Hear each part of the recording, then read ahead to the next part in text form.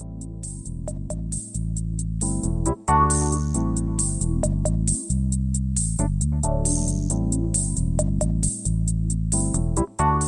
listening to the After the Show movie podcast from ascully.com. Your weekly look at movies, video games, and more, brought to you by your hosts, A Scully and Sid Talk. We're addicted to movies. Are you?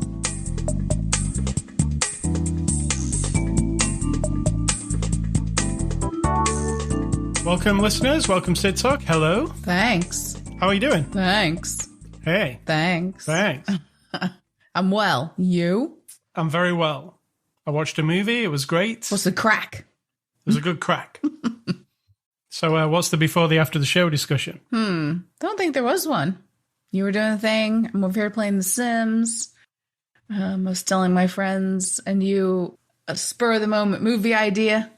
It's not super original, but I'm making notes. Will we be reviewing this movie on the podcast in the future?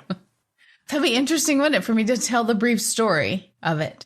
I won't, though, because I've got billions of ideas. Nothing ever happens with And if you say it, somebody might steal it.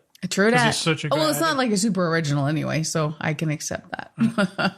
Maybe later in the podcast you'll explain it. I won't, because All right, it's not perfect. fully formed. Perfect. Maybe in a future episode. Maybe.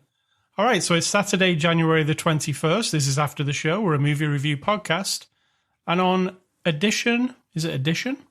Or is it episode? Episode. On this edition of our episode 771, we're going to review the movie Glass Onion, a Knives Out Mystery. It's a 2022 movie. It's from Netflix. It's PG-13. You can watch it right now on Netflix. It's also from the studio, Netflix. How many times are we going to say Netflix? So, Sid Talk, give us a synopsis of the movie Glass Onion, a Knives Out Mystery. Well, first of all, I think these days Netflix should give us some money for saying their name every single time. But hey, synopsis is a murder mystery at a rich guy's mansion/island. And that's it. All right, I'll give you the one off the Netflix tin, Aye. if they add a tin. Famed Southern detective Benoit Blanc travels to Greece for his latest case. That's it. Oh, that's it. Oh, right. It's literally one sentence. They couldn't be bothered Fascinating. with more. Well, I guess the less you know, the better it is. True. So, Glass Onion and I mean, mine wasn't exactly thorough. No. Is a movie that we're going to have spoilers about now, because there's no way of talking about this without spoilers. So go off, watch it, come back, and then listen to us wax lyrical about it. All right, Glass Onion, how did you like it? I really enjoyed it. The end. I know you love that. But I mean, that's the answer to the question. If you have further questions to bring out the details of my enjoyment, please feel free. My first question is, how did you like the first Knives Out? And whatever you say, we could go back and clarify by listening to the review, because we did review it. Well, here's my answer. I'm not going to compare them. It was fine. It was fun. It was fine. I don't remember what I said before. A little bit comic booky and over the top, obviously. There's very out of the edges characters.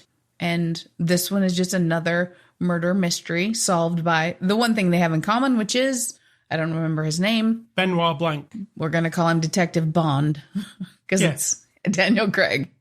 Yeah, pretty much. Benoit Blanc. Yeah, there you go. And he's the connection between the movies. Aye, gotcha.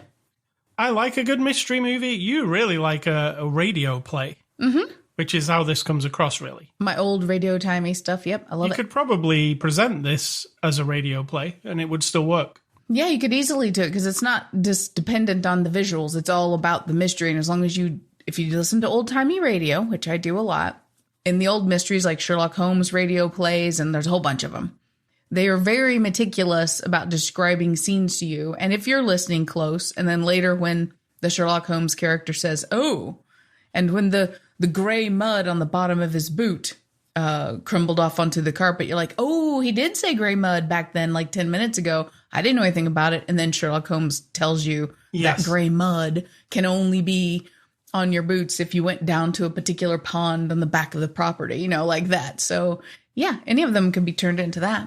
So I'll tell you what I liked and disliked about this movie. What I disliked is the humor. I thought it was a bit forced. There's a lot of flat jokes for me. Mm-hmm. Or, let me say, sometimes it's not even jokes. It's just like the caricatures of the characters are a bit too stupid. Stupid is a strong word, but okay. I mean, they wrote in this really broad strokes, like, here's all these stereotypes. And the kind of twist is the stereotypes of today. Like a social media star and, that kind of thing. I didn't feel like they were super severe, so I disagree with you.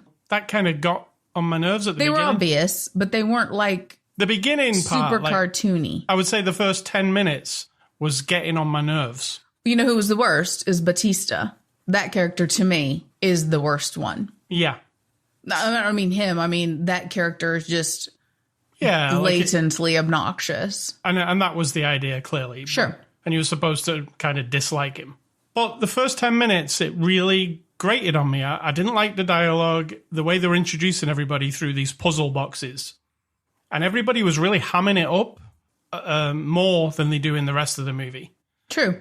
And then when they got to the dock and then they got on the boat and got to the island, I kind of settled down. I don't know if it settles down or I just got used to it. But from there on, I was liking it. Now, what I really like about this movie, big time, is I really like when a movie presents itself as a thing and then it gets halfway through and then it plays the entire movie again, but from a different angle.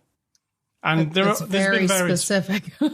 Yeah, there's been various movies over the years that have done that trick. I really like it. But then every time I see it, I feel like it's a bit of a cheat. Because if you leave out enough information the first time, it's always going to be a surprise the second time you see. Absolutely. It is a movie-making thing, but it feels a bit like trickery. Because there's no way in this movie when it presents itself as one thing and then shows you it from a different angle and it clearly isn't the thing you were thinking, well, that's because you wouldn't even have a sniff as to what's going on. True. Because they left all of it out and showed it you from the angle where, there were things in the first telling of the movie, let's say, the first half. Where they're all in the swimming pool at the beginning? And you saw two of them go off into the corner of the swimming pool and it looked like they were talking. Like, I felt like, we're supposed to try and figure that out. And I was always on this breadcrumb trail throughout the movie going, what are they doing over there? And why is that person missing now? Like, because this movie is clearly a mystery. I'm always trying to stay one step ahead of it, but I feel like you couldn't stay one step ahead of this. Not that that's their fault. It's just how it's presented. Do you know what I'm saying? The thing is, here's the deal. As people like to say before they say a big thing. I didn't think any of that. And I'm normally the one who's like, this is what's going to happen. Today, I was just tuned out of that completely. I wasn't watching closely. I mean, if I saw a thing, like we'll talk about the glass, a lead character hands a glass to another when the other one doesn't realize he's switching the glasses. And I was just staring at that spot on the screen. I just happened to be looking there. I wasn't like looking for anything. Well, and I think I just sort of let it be because it's quality people. It looks gorgeous. And I was just like, okay, you know what? I'm just going to go along and whatever rolls out, I'm down for it. So no, I know what you're saying. I hear you. When somebody leaves, feel that way. Especially when somebody leaves the scene and I'm like, okay, I haven't seen, we're all in a big room and here's all our people. It's like Cluedo. They're all there. It could be any of them. And, such a person is missing. And they've been missing for a while. So I'm always thinking, like, what the hell? Like, is that a red herring? There are some red herrings in it, a very specific one. Yeah, that's super obnoxious. I could have done without that. Yeah, it's like... I felt like it was actually dumb. It's a fourth wall break thing, even. It's like, hey, wink, wink, audience, look at this guy. I don't think it's that extreme, but... Well, he says, you can ignore me, as he's walking past, looking right into the camera. I didn't notice him staring at the camera, but... Yeah. So there is things like that in here. But then later... Our detective guy says very clearly how frustrated he is that so many parts of this mystery are dumb. Yeah. He's like, that's just dumb. It's just lazy. It's just ridiculously stupid, like that. So I think that you're thinking that, and he's addressing it. So I think they're fully aware. Yeah, they're totally aware of everything. And they tried to, like, with him, I did like this, where he handed it off to another character. He's basically like, this case doesn't need me anymore. You can finish it. So that was where he was talking about how stupid some things were. Oh, I didn't feel like that was his motive. But his motive was, like he even said to the character, I'm going to give you the bravery, or whatever he said, to do what you need to do. Oh, the very end, you mean? Yeah. The very, very end, yeah. So I like that, because he kind of handed off the case. Like, I'm not needed here anymore. Like, I didn't take it that way. They can sort themselves out. Wow. I mean, he said it. He said that to her, but I didn't feel like he was just like, okay, I'm out. I mean, he went and sat in a chair. He just literally went and had a smoke and a drink. Right. And he was out. But I just didn't see it that way. That's so hilarious. So I really enjoyed that part. I thought that the mystery itself was not great. And when the reveal in the middle came, I was a bit like, that's it? It's not really much of a reveal, is it? It's like, I get what you're saying there, for sure. You know, like, oh, okay, I was thinking it might have been a bit cleverer than that. Yep, I actually thought that too at the time. But it's that, and you can spoil it if you like, because we did say we'd speak spoilers. What do they reveal? Well, I mean, it's kind of multi-layered. It's like an onion. Oh my God. Is that why it's called glass onion? Is that it? Yeah. Well, we don't want to reveal the whole of it, do you? You're trying to spoil it all? No, but let's say there's an imposter. Mm-hmm. The reveal is there's an imposter, which you couldn't have got, like I said to you. There's no way you could have figured that out. Correct. So once it's revealed to you, you're like, okay, that's a thing I could have never figured out. It's not a whodunit at that point. No, there was no clue whatsoever to you having no. And they even call this movie a Rian Johnson whodunit on the poster. So, but there's no figuring that. There's a lot of things you can't figure out, which is where it sounds to me like that's what's annoying you. It is, because I do like this kind. I know what I'm going into with this kind of movie. Death on the Nile was one we watched last year. True, a classic one where going into Death of the Nile, if you really pay attention, you can figure it out. But I don't think you can figure this one out. I don't know 100% if you can figure the first Knives Out either, because it does a thing like this in the middle. See, that one I do remember being like, oh, it's him. So, right. You know. I like the idea of the island thing, because it reminded me of The Menu that we watched the other week. Yeah. I like getting a load of people in a place where they can't go anywhere, and that's it. There's your cast of characters. Also a very old-fashioned idea, like the uber wealthy creepy guy is inviting everyone to a thing. Me obviously going at it with like a inquisitive mind while I'm watching it, going, oh, I need to work things out here. What's going on? And listening to everything. I'm looking in the corner of the frame sometimes when somebody's talking. What are they doing? Wow, you're distracted. Yeah, what are they doing over there? Who's handing somebody that? And, you know, there's that kind of thing going on in this movie, if you look closely. I did not. So that maybe is why it kind of got on my nerves a little bit. And then when the twist happened, I was like... Are you saying you're too smart for this movie? Yes. When the twist happened, I was like, oh, that's a twist. But that's not a twist you could in any way see coming. Which is frustrating for a person who's looking for it intentionally. Because then you're like, oh, well, it's like that thing we've said before, and I always forget the name of it, where it swoops in near the end, and it could never have possibly ever been even noticed at all. Yeah, that's frustrating. What's the name of that? It's got a name. It's got like a lady's name, but I don't remember what it is. It's not Mary Sue. No.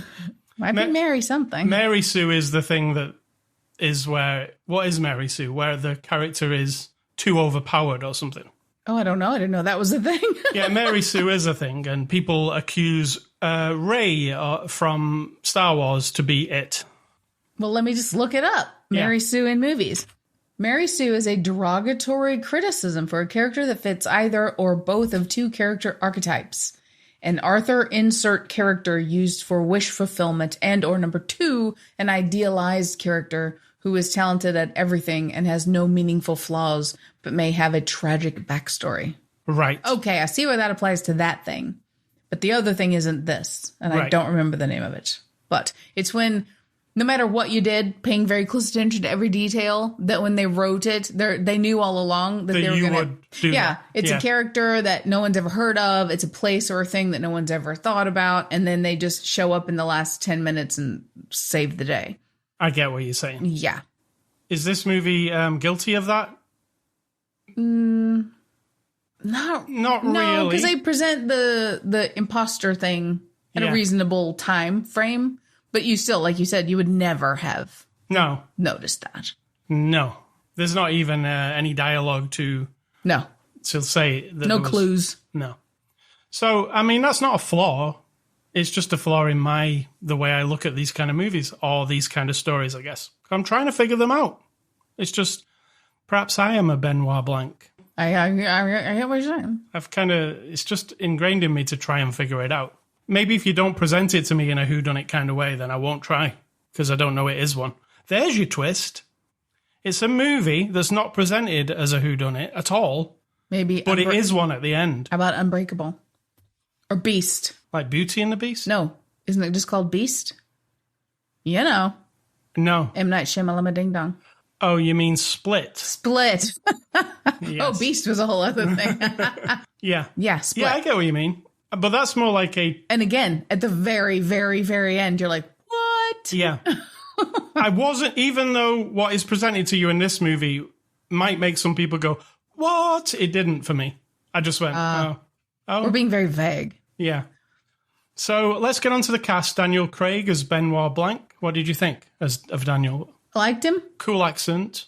I don't know about that, but I like him. I like that he's committed to it, so it was cool. Yeah, he really is committed to it. It looks like he's having fun playing that character. So. Agree. Edward Norton plays Miles Bron. Not seen Edward for some time. No, and I really liked him. Really liked his... He understood... It felt right. Yeah, he understood that his character was kind of silly and played it accordingly. Oh, I didn't think that till near the end. Yeah, I mean, he's mustache twirly a little bit, let's say. Oh, I don't... Wow, we're not the same viewing audience today. No? You didn't think he was like... No, I felt like he was very representative of some real live idiot fucking billionaires in the world today who are so far up their own ass that everyone thinks they're genius because they dish out a bunch of shit that we don't know the backstory for. So we all like lap it up and we're like, oh, genius. Look at him. He's so successful. Yeah, and but also a complete dickhead. But they're all like this, seemingly. What's presented to us are shallow, flaccid, maybe lucky, maybe just stumbled on the right time, right place. And he was exactly that. And also he was evil. I don't know about the real life billionaires, but he was just evil and a jerk. But the way he was behaving felt like, yeah, I bet that's how they are. Ryan Johnson said that he is not based on Elon Musk, even though everybody keeps saying that he is. Yeah, I think he's an amalgamation of various, this character. We've got Janelle Monáe as Andy Brand. I really like her. She's good. She was in Antebellum, which was an interesting movie. Very. She was good in this, too. Confronting. Yeah. Dave Bautista as Duke Cody. I do like Dave, but I don't like the character. Yeah, it was a lot. And it's really outlandish a little bit. I don't know. Agree. Maybe he played it well. It's more like he belonged in the movie No Pain, No Gain. He absolutely belonged in You know what I'm saying? Gain. Pain and Gain. Yes. Well, I'm just striking a million today. Yeah. Striking a million? Yeah. Batting a million? Batting 1,000 maybe? I don't know. Yeah. You get all the things wrong. Batting a million. That's acceptable. All right, Kate Hudson as Birdie J. Like, over the top, but over kind the of top, funny. But also believable. Yeah. I mean, we see people act like just vapidness all the time, and that's kind of what she was representing. I did like where she said, do you think sweatshop is where they make sweatpants? And her face was like, I mean, doesn't that sound right? So she's and she was great. I like watching her anyway. I like Kate Hudson most of the time. I mean, there are times when I don't understand why everyone's so over the top about it. But this one, I really enjoyed. What's funny about that is Kate Hudson runs a sweatpant company, Fabletics. Right. So that's her, eh? Yeah. Right. So we've also got Catherine Hahn Agatha all along as Claire de Bella. What did you think of her? I thought she was really good because I felt like she was the most real grounded person, the scientist in her, right? Because she's governor of a state. Our rich billionaire is basically bankrolling all these people's lives, and he's manipulating each one of them to basically get what he wants to happen, with politics and science and whatnot. Well, she's a governor of a state, so he pays her off and kind of supports her entire life and got her elected. But she is, as we see from the beginning, her house is kind of sloppy and her kids are all rowdy, and she's just like a person. But she's kind of, because she was friends with him when they were younger, she's now moved into this slot. And so she's genuinely panicking and like out of her depth the whole time. And I felt like she was the most or the least caricature type, her and the scientist. We've got Jessica Henwick, who we saw in Iron Fist as Peg. Loved her. Yeah, she's the PA of Kate Hudson, right? Correct. I liked it where she was like, if you're going to ruin her, like, could you not? Because like that'll ruin me as well. And he was like, whatever. Yeah, whatever.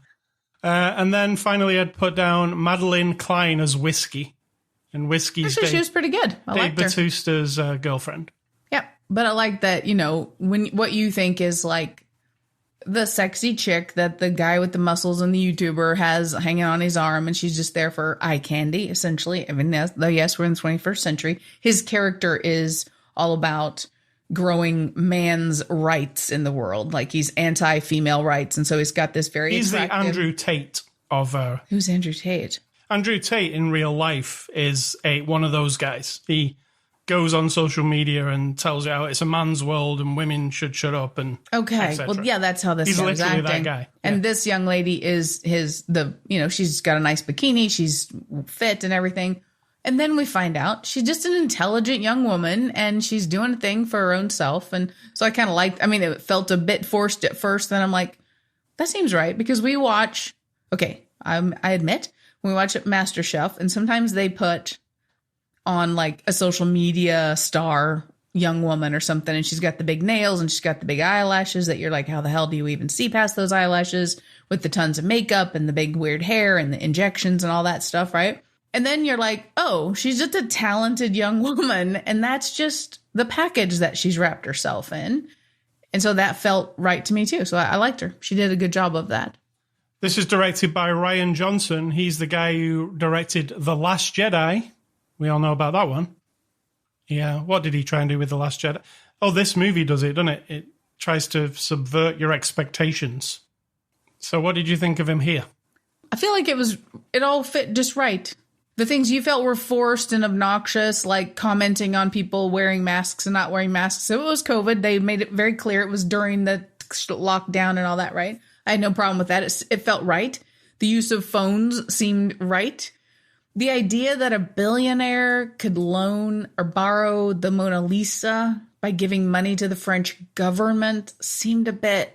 it was supposed to be. As the writer and director and all that, that just puts you out of the realm of reality at all. So that was kind of like, could you not have thought of something a little more interesting? But again, did he write it as well as? Yes. Okay, well, there you go.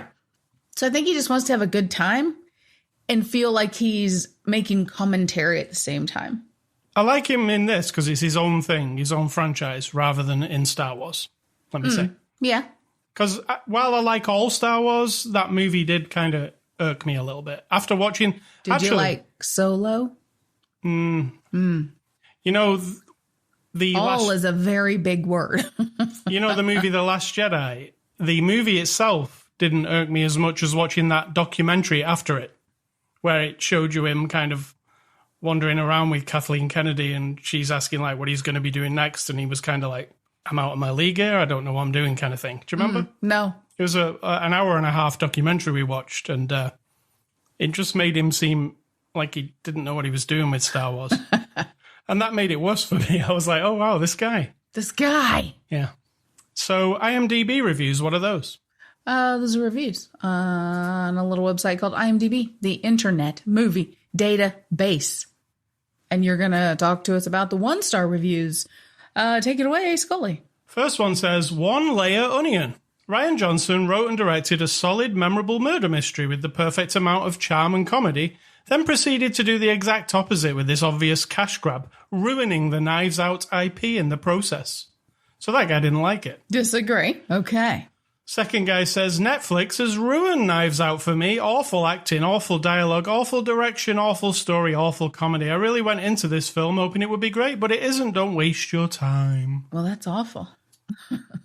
That's just awful. This person says, absolute garbage. I am baffled that somebody rated this more than a 3. To me, it's an obvious 1. Baffled. These people are coming up with some good words. This one says, Monet's acting is simply atrocious. She only has one expression, like she's constipated. The plot is written for idiots. Why is this thing 2 hours and 20 minutes? Is it just because you had money to spend? Why make your viewers suffer? Well, that's rude to say that she only has... That's rude, because they're wrong. She was fine. And finally, this guy says, rotten, mushy onion. 1 star if I ignore Daniel Craig's accent. 0 stars if I don't ignore it. What a torture. Oh my. Torture. Torture seems like a lot, right? So those are the 1 stars. We didn't see any extras. I do understand why people don't like it, but I mean, come on. Yeah. Lighten up. So we didn't see extras, and I'm going to give this movie a score. I'm going to give Glass Onion, A Knives Out Mystery, a 6 out of 10. I just thought of something. Now I'm going to have to consider when I'm writing this story for this movie, the 1-star review people. True. Actually, write it for them. Do I cater to them, or do I just slam them with everything that they could possibly hate? That seems like not real writing to me. I mean, if you write a movie for them people, it's got to be good, right? Oh, they'll hate it though. See, this is the point. There is no like getting over their 1-star view of the world. Anyhow, 6 out of 10 from me. And I'm going to give it, I think 6 is fair. Even though we had very different experiences, I think 6 is fine. All right. I was expecting you coming out there with a 7. But gosh, no. I don't think it, didn't make me like, whoa, or anything. So, no. No.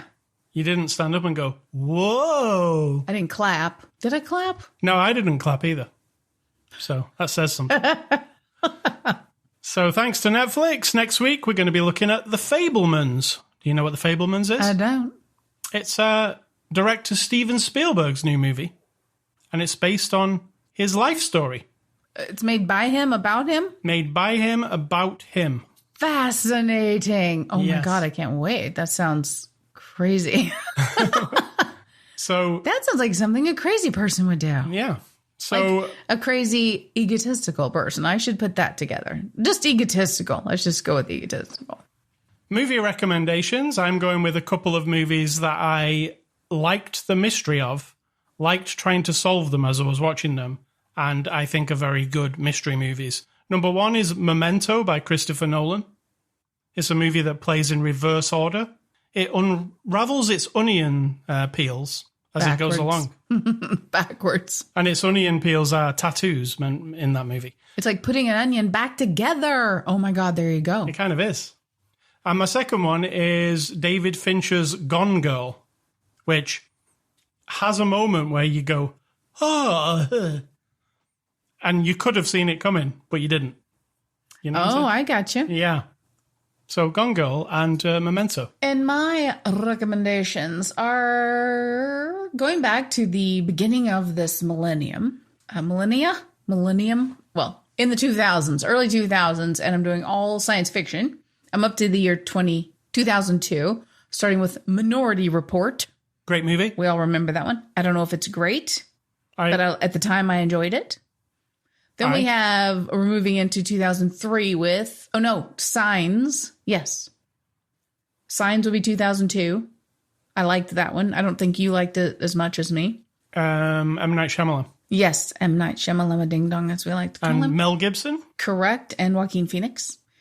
And then we have from 2003, the Animatrix cartoons, which was very good. And then also in 2003, The Core. Not great. Such promise. Oh my God. You're traveling to the center of the earth. I remember watching the trailer and actually being physically excited to watch it. Because it was another big disaster, right? The birds are dying and falling out of the sky. The earth is whatever's going on. You're like, ooh, I love big, big and then giant I watched disaster. I was like, oh, that's it? We had a hard time with that one. And then one of my actual favorites of the early 2000s, and a movie that stands out in my mind, and I don't know if I should watch it again, is The League of Extraordinary Gentlemen. Good movie, Sean Connery. It's very fascinating. I don't even remember that he's in it. I just remember that it's all these sort of off hero people. You know what I mean? Werewolves, Dracula, I think. No. There's definitely a werewolf. Dr. Hyde. No, he's not a werewolf. Jekyll and Hyde. Jekyll and Hyde. Yeah. I'm like, what movie are you talking about? I thought there was a werewolf in that movie. No, but you have bullets. the guy who traveled under the sea, and you have Tom Sawyer. You have just an interesting combination, and like out of the sidelines kind of superhero movie. And that's it. All right. Hey, Scully stuff. Talking of superheroes, I've been playing more Midnight Suns, which is the Marvel, I would call it card. It's a card game. It's a strategy game. It's a relationship building game, and it's a leveling up game. I've played a lot of it. That sounds like a lot. Yeah. I'm about 40 hours into it. I don't feel like I've even finished the first act, but it's very much my type of game. It's got the, I just want to go in, do another, each part of the game is a day in the life of a superhero. So it starts with you waking up, getting out of bed, what you do, have your breakfast, go and talk to people, get ready for a mission, go out on a mission, come back, then it's nighttime, hang out with your superhero friends, and then repeat the next day. But like you're going towards this story, which is taking out this big baddie, which happens to be your mother. The person that you are in the game, your mother is the big baddie. So there's a story, and it's like being a superhero, living in this place, interacting with the superheroes. Everybody's in it who you know from the Marvel things. There's people like Blade and Tony Stark and Captain America and Wolverine. They're all in there, kind of mixed them all together. It's really fun. It's got this card battling game in the middle of it. If card games put you off, it's not really like a full-on card game because you're actually moving the characters around and they're doing special moves and stuff. It's not just looking at cards. I'm out. But it's really... No, it's so good, the strategy of it. It's like Hearthstone, but with actual characters fighting it out. So you're like playing a card and then they do a move and you've got to take out all the people. So that's Midnight Suns. I'm playing it on PS5. It's from Marvel. And it's excellent. Sitar, what's for dinner? Tonight, you know what? I haven't thought about it. We have beans. We have toast. We have some fake chicken thingies. We're vegetarian. This is why we're telling you what we're eating. And we're just like everyone else because you come to time to eat and it's like, what are we doing? What are we having? That's what we're going to do. We're going to do the corn chickeny things and some beans. This week, I made an amazing dish. You did? I made a zucchini, tomato, and onion galette. It was amazing. You made pastry. It was fantastic. Made my own pastry, made my own galette. Well, the galette is made with the pastry, yes. Yeah. But it was amazing. I was impressed. I've been around people making pie crust my whole life, and I've never truly successfully accomplished that. And you just did like boop, boop, boop. And then it was absolutely fantastic. I have to blow my own trumpet horn, if that's even possible. Yes, do. Yeah, it was perfect. It was. Not a soggy bottom. Paul Hollywood would have given it full marks. He'd have tapped on the bottom of it. It would have been fine. So yeah, make a galette. It was a new thing for me to make. Look it up. It was very good. Yeah, very, very tasty. Sid Talk, what is your advice? It's not really advice. It's just another what's wrong with me situation. So this week I had the opportunity. People call it an opportunity. It wasn't an opportunity. It was like, I work in a division for state government. They did a drawing out of a digital hat of one of the employees to have lunch with the commissioner of this entire branch of our state government. And of all the people it could have been, it still makes me laugh. It was me. And so I went, and I had my KISS t-shirt on and my stripy socks and my messy hair and my attitude, how I am, to this person who's an executive manager. I mean, he's appointed by the governor of the state, right? My question is, what's wrong with me? Because I do not care about that person's opinion of me. There was nothing fabricated, right? In order for when I presented myself, I had my crazy scarf on. I put on eyeliner, which I do about once every 2 weeks. So that wasn't totally abnormal, but I felt like, okay, I'm going to do one thing that I don't do every other day. And then once he walked across the street and got us Jimmy John's for lunch. And that's what we ate in his office.